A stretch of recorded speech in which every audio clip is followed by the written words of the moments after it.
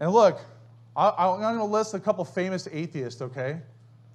But when I looked at famous atheists, they're all trash. Yeah. Like, what do atheists actually do for us? What do they really do? Well, how about Lenin? Historian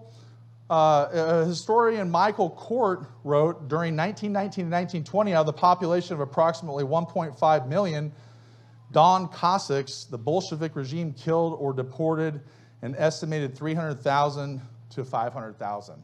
Lenin was an atheist. He got his principles from Karl Marx, who was also an atheist and a piece of garbage. But they want to talk about how, have you ever heard people say Christian wars have killed more than any other thing on the planet? No, you know what? Atheists have killed more than anybody on the planet. That's a fact. That's right. Joseph Stalin had nearly 1 million of his own citizens executed beginning in the 1930s.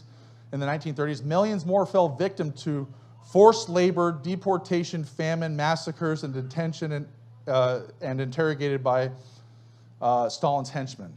So Joseph Stalin, bad guy, also an atheist. Mao Zedong started the Chinese Revolution in 1958. He launched the Great Leap Forward that aimed to rapidly transform China's economy from agrarian to industrial, which led to the deadliest famine in history and the deaths of 15 to 55 million people between 1958 and 1962. But other than that, he's a great guy, you know. Pol Pot, also an atheist, lasting for 4 years between 1975 and 1979. The Cambodian genocide was an explosion of mass violence that saw between 1.5 and 3 million people killed at the hands of the Khmer Rouge, a communistic political group, and they took power in the country following the Cambodian Civil War. So why am I reading these? Because people want to say that communism is a great form of government, but look, communism comes from atheism. Yeah, that's right. And basically they're just a bunch of murderers that want to take over a country and make everybody their slaves. And our country is like, we need to be socialist and communist. It's like, well, why don't you look at the past? The past is going to show you what the future of our country is going to be if we allow it to become this atheistic, God-hating, reprobate society. So here's what Richard Dawkins said in his book, The God Delusion. The God of the Old Testament is arguably the most unpleasant character in all fiction.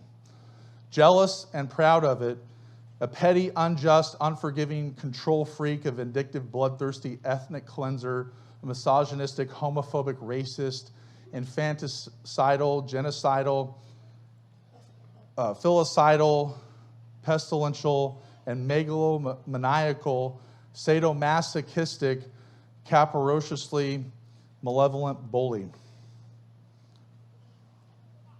But other than that, he's a nice guy. Also condones mild pedophilia. So big surprise there, right? I mean, that is some of the worst things ever said about God, probably right there. But it's fiction. Tell us how you really feel there, Richard Dawkins. How do you really feel about God? Well, he just told us right there in his own words. And people follow this guy. Right off the cliff, right into hell.